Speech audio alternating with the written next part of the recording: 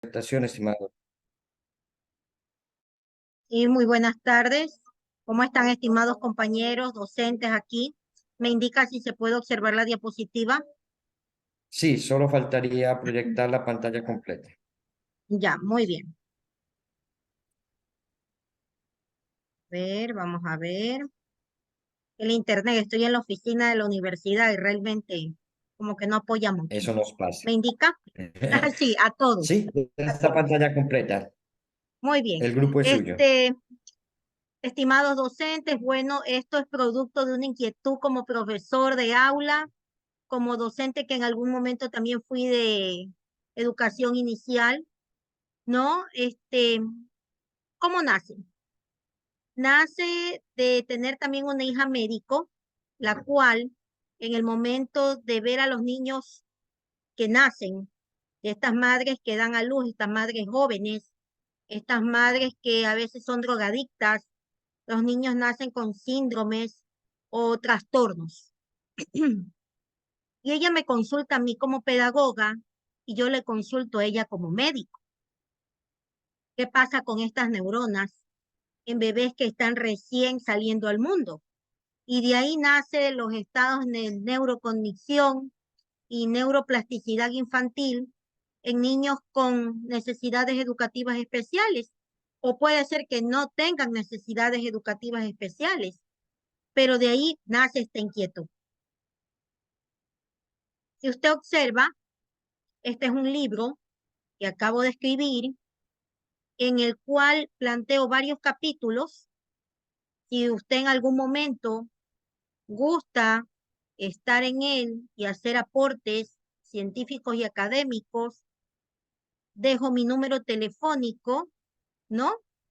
Después de la sustentación lo dictaré y para poder resolver también inquietudes y también para poder compartir los libros que ya tengo algunos publicados porque pueden servir en el desarrollo de nuestro ámbito educativo.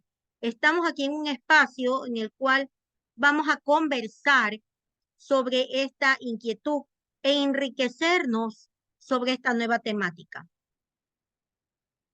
Bueno, vamos a hablar de la neurocognición y para eso hay que definir qué es la neurocognición. Pues es un conjunto de funciones relevantes como la atención, la memoria, funciones ejecutivas y la velocidad que pueda tener el niño en el aprendizaje o en el procesamiento del aprendizaje.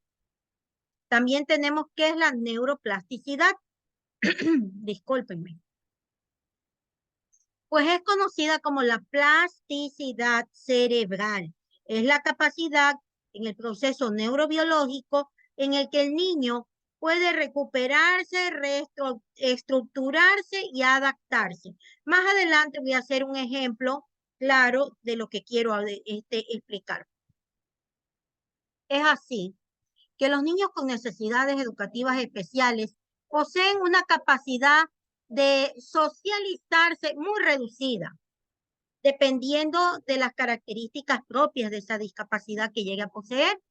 Por lo tanto, son consecuencia a veces de la herencia que tiene de familiares de manera anterior con esta neuroplasticidad cerebral muy poco conocida. El docente de las aulas en las escuelas en la actualidad a veces se asusta porque no está preparado para ello. En las aulas universitarias no se aprende todo, también se aprende en la vida. Es por ello que el maestro tiene que ser un verdadero autodidacta, informarse, apoyarse de los psicólogos del DESE, de los psicopedagogos, para poder tener entonces no un vasto conocimiento, pero sí la capacidad de identificar un trastorno, un síndrome, alguna situación diferenciada del alumnado para poder dar una pronta ayuda.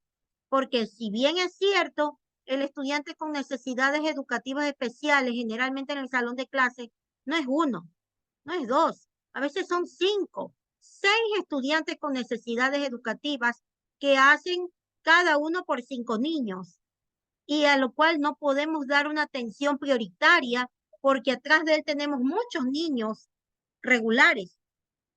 Es de ahí que nacen las estrategias, es de ahí que nacen las propuestas pedagógicas en las cuales en un aula de clases uno tiene que inventarse qué es lo que puede hacer para mejorar la calidad de la educación con pocos recursos, con pocas actividades didácticas que tengamos a la mano, porque es la realidad educativa en que vivimos.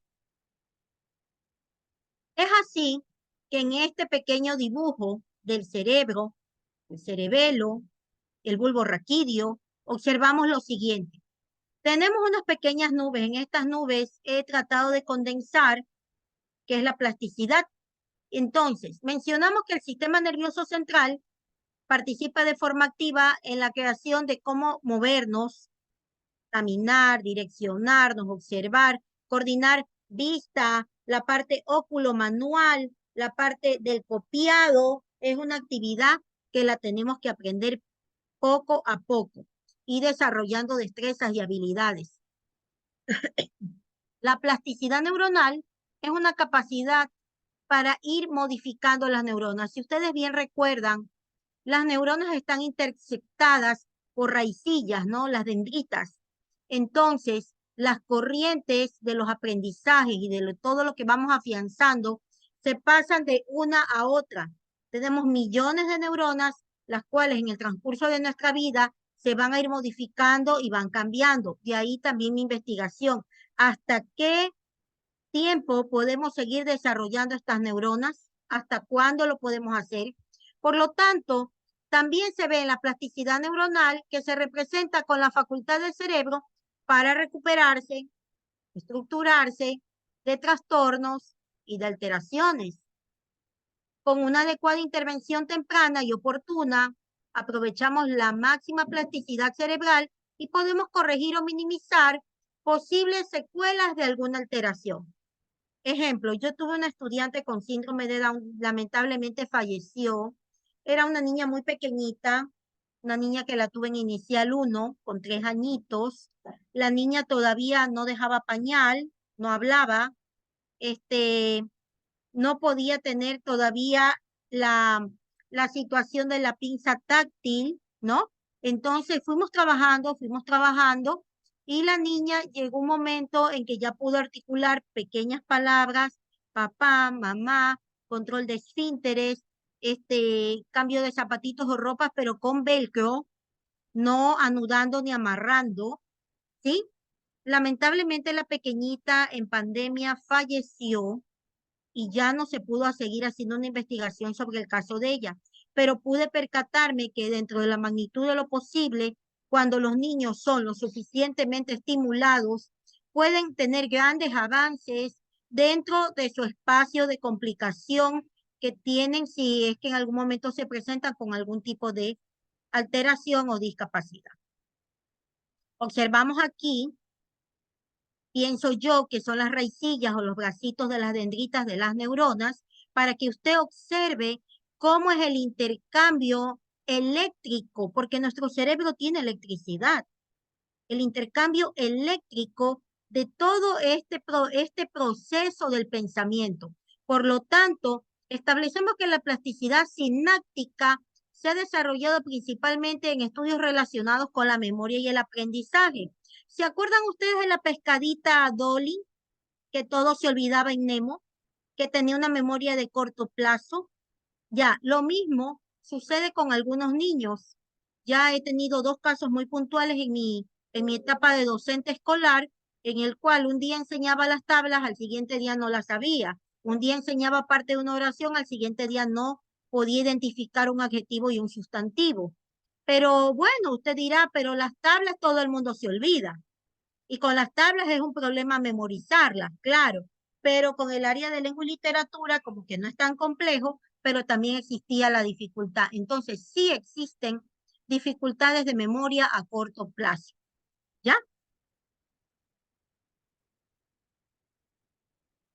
Parece que se movió una más, déjeme ver, ya. Entonces, para entrar en contexto, quiero mencionar que los niños en educación inicial y hasta el año de educación general básica, tanto los estudiantes como los docentes, podemos descubrir, determinar, analizar, darnos cuenta de ciertas actitudes o gestos que identifican a los niños con ciertas dificultades o problemas de socialización o hiperactividad. Sin embargo, Es poca la preparación académica en algunos docentes en el neurodesarrollo y la neuroplasticidad, ya que piensan que no está relacionado con nuestra realidad, pero nos podemos dar cuenta en el momento en que es un indicador para el bullying. Generalmente son niños que se comienzan a aislar del grupo y también niños que sienten que son maltratados por sus compañeritos o aislados, ¿no? Aquí tenemos, por favor, déjeme colocar acá, ¿ya? Y en este momento, por honor al tiempo, vamos a dar paso un ratito a la siguiente diapositiva. Entonces, sin embargo, podemos mencionar también que pueden haber lesiones cerebrales y estas lesiones cerebrales no dan lugar a que por más que se estimule, haya un desarrollo de nuevas neuronas. Y no podemos ir más allá de lo que ya está establecido en las habilidades ya desarrolladas del estudiante.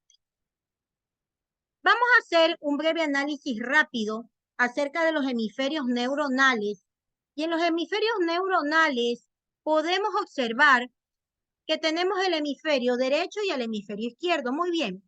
El hemisferio derecho es el encargado de desarrollar la capacidad de razonamiento espacial, la visualización, la creatividad. Y es precisamente en estas zonas donde se desarrolla la neuroplasticidad. ¿Ya? Y el neurodesarrollo, de manera normal, estas partes cerebrales, pues, mantienen una elasticidad adecuada, en la que el hemisferio derecho se identifica con el estilo del pensamiento no verbal, imaginativo, holístico y orientado a la totalidad y diferenciación de las partes.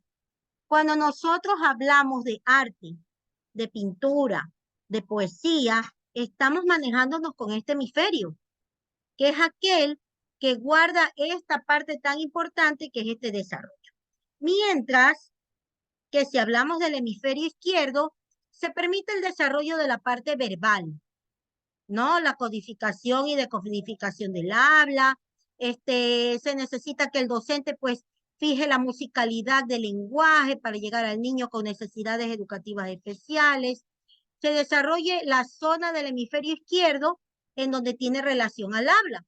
Aquí he querido especificar brevemente en el hemisferio izquierdo y el derecho qué es lo que podemos aprender de cada uno. Tenemos en el desarrollo, ¿no? Un pequeño concepto en el cual nos indica Garcés Viera 2018, que la define como una potencialidad del sistema nervioso para lograr, pues, conexiones nerviosas que nos ayuden a estimular esta área de donde se encuentra la disfunción o daño. En general, la neuroplasticidad se aplica cognitivamente desde la educación inicial, desde el niño de inicial, y es necesario que vaya avanzando en toda la etapa de la educación parvularia hasta la educación general básica. Generalmente los niños son como una esponja y su aprendizaje es mucho más rápido, ¿quién lo diría? En los iniciales hasta más o menos el segundo o tercer año de educación básica. Por eso, si bien es cierto, se dice que si el niño aprende en el segundo o en el tercer grado a leer y escribir muy bien, a coger dictado, a sumar y a restar, van a ser las bases de los siguientes procesos que se van a dar en el aprendizaje. Es así que queremos mostrar, perdón, se movió, qué actitudes o actividades se desarrollan en el pensamiento. Pues tenemos las percepciones, la atención, los componentes motores, los componentes lingüísticos, cognitivos, que van a servir para este desarrollo. ¿Qué podemos observar cuando vemos a un niño que no se desarrolla con una rapidez con la que nosotros necesitamos en el salón de clases? Pues podemos observar lentitud del desarrollo cerebral, la complejidad del pensamiento, el reciclaje neuronal. ¿Qué es el reciclaje neuronal? Si queremos hacer un ejemplo, vamos a hacer un recuento de nuestra niñez. Hagamos un retroceso y hagamos de cuenta que nuestra cabeza, nuestro cerebro es una cómoda, ¿verdad? Y en esta cómoda, la cómoda tiene varios cajoncitos, ¿no? con la ropa dobladita, usted la ubica por colores, por tamaños, por formas, por utilidades, perfecto.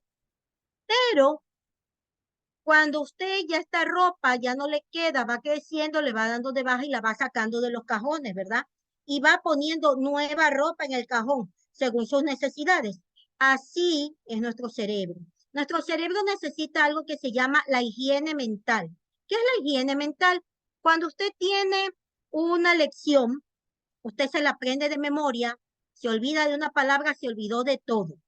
Entonces, nuestro cerebro, ¿qué hace? Higiene mental. Lo que ya no necesito, lo desecho, lo boté, me olvidé. Usted puede tener hoy día el examen y mañana ya no se acuerda, ¿verdad? Entonces, en ese momento, nuestro cerebro está limpiando y sacando espacio para poder incluir nuevo conocimiento. En algún momento yo llegué a escuchar a una persona X, que no voy a mencionar por ética profesional, e indicaba que los niños de educación inicial 1 no traen nada. Ninguna experiencia de su casa, no traen nada, porque son niños de 3 años, son muy chiquitos.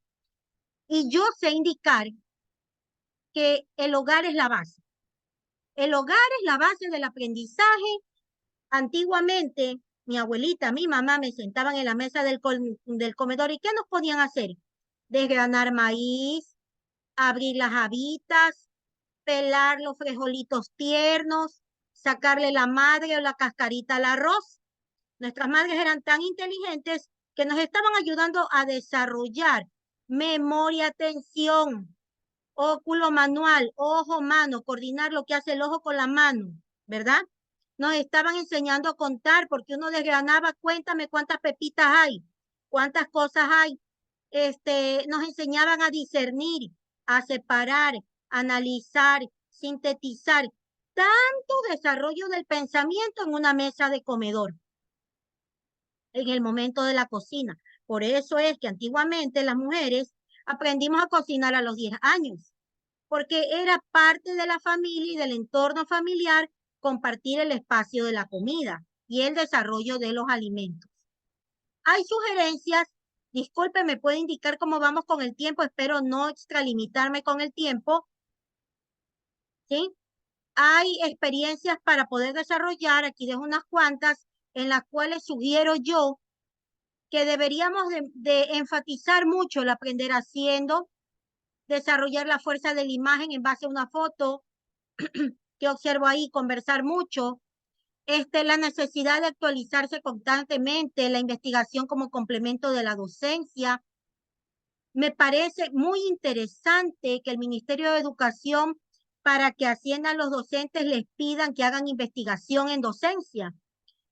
Me parece muy interesante que el estudiante, en base a su experiencia, publique libros, artículos científicos, pero esto debería de venir acompañado con un buen seminario también del Ministerio de Educación, en el cual también les enseñen a redactar de manera científica y así de esa manera estaría complementado, ¿no?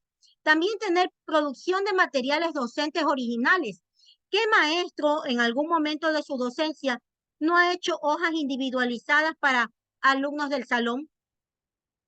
Y aquí viene el compartir. Y cuando hemos tenido estudiantes con necesidades educativas especiales, hemos desarrollado una real adaptación curricular haciendo un material individualizado. Pongámonos la mano en el pecho, porque hay, y digo yo porque lo he visto, hay docentes que de las hojas que quedan rezagadas de los alumnos que no asisten a clases, se las dan para que estén pintando, estén entretenidos, para que ella pueda trabajar con el grupo regular. Estaremos desarrollando una verdadera adaptación curricular. Esto hace a colación de que en las casas los padres de familia, ¿qué hacen? Entregan el celular al niño para que esté entretenido y ellas poder hacer cosas en el hogar. Parece que estamos matando la curiosidad y es lo primero que yo planteo aquí, excitar la curiosidad, equilibrar la parte teórica y práctica de la asignatura y fabricar cerebros originales. Voy a presentar este video que me parece muy interesante. Me indica cómo vamos con el tiempo, porque he preparado bastante diapositiva Tres y minutos. 3 minutos, ya, para no extenderme. Minutos. Entonces, vamos a terminar Ya. con el video.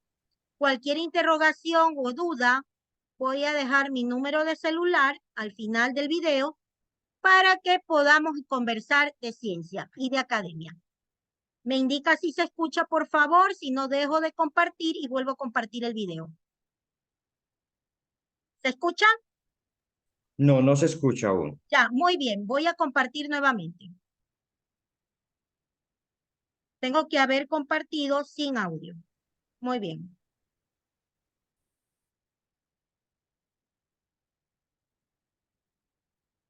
Indica. Después de la infancia, que estaba Perfecto. programado y fijado para cuando llegaba la adultez. Pero adelantos recientes en las últimas décadas nos dicen que esto sencillamente no es verdad. El cerebro puede cambiar y cambia a lo largo de nuestra vida. Es adaptable. Los científicos le llaman a esto neuroplasticidad. El cerebro está compuesto por más de 100.000 millones de neuronas. Los primeros investigadores creían que la neurogénesis se detenía poco después del nacimiento, pero hoy en día ya sabemos que el cerebro tiene la capacidad de reorganizar sus rutas neuronales, crear nuevas conexiones. Cuando un grupo de neuronas se activan a la vez, estas tienden a mandarse información entre sí. Si este patrón de activación se repite con cierta frecuencia, estas neuronas no solo se mandan información, sino que tienden a buscar una unión más intensa con las otras que se activan a la vez, volviéndose más predispuestas a mandarse información entre ellas. El aumento de la probabilidad de activarse juntas se expresa físicamente en la creación de ramificaciones neuronales más estables que unen a estas células nerviosas y las vuelven físicamente más próximas, lo cual modifica la microestructura del sistema nervioso. Esto hace que la neuroplasticidad tenga una faceta negativa, como la aparición de fobias, traumas y así. Y otra positiva, nuestra capacidad de aprender de nuestra experiencia y crear formas de pensar complejas y sofisticadas, por ejemplo. Sin embargo, es evidente que las ventajas superan las desventajas. La importancia de este descubrimiento se relaciona con cómo se aborda la rehabilitación en casos de daño cerebral, pero también en cómo podría abordarse la educación, de modo que se pudieran obtener los mejores resultados en cuanto a las capacidades de los niños y los adultos. Te invito a continuar indagando sobre este tema tan interesante. Gracias por tu atención. Muy bien. Quiero agradecer entonces y espero haber dejado una pequeña semillita de inquietud sobre esta nueva temática que se está trabajando para nuestro salón de clases. Les agradezco mucho.